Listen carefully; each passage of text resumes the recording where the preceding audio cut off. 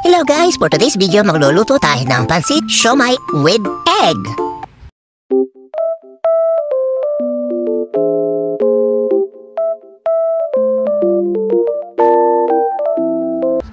Init na tayo ng kawani, maglagyan na tayo ng oil, at magnisa na tayo ng bawang.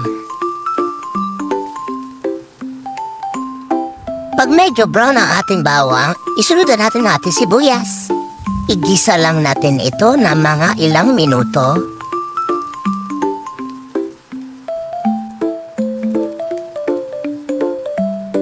Isama natin ang ating pork siomai na binili ko po sa SM Supermarket. Or pwedeng kayo bumili sa Pure Gold. Any brand ng siomai pwede. Ayan, maglagay tayo ng isang basong lawasa.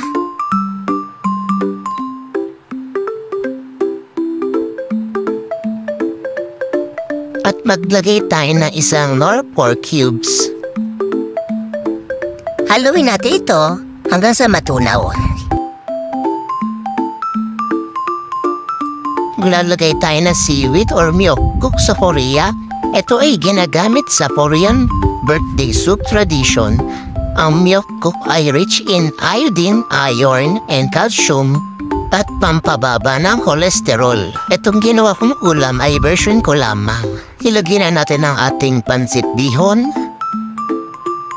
Haluin lamang natin ito hanggang sa maluto ang pansit. Hindi na po ako nag-add ng patis or asin dahil lang seaweed po ay maalat na. Naglagay din ako dyan ng konting pamintang durog.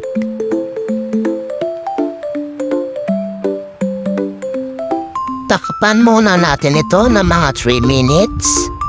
After 3 minutes, check natin kung luto na ang pansit at maglagay tayo ng 2 boiled eggs at haluin natin ito muli.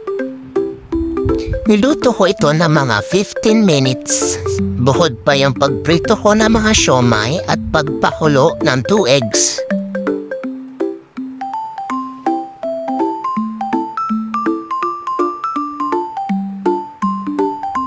Sa puntong ito, luto na ating ulam. Yum, yum, yum. Salamat sa panonood. Hanggang sa muli, paalam.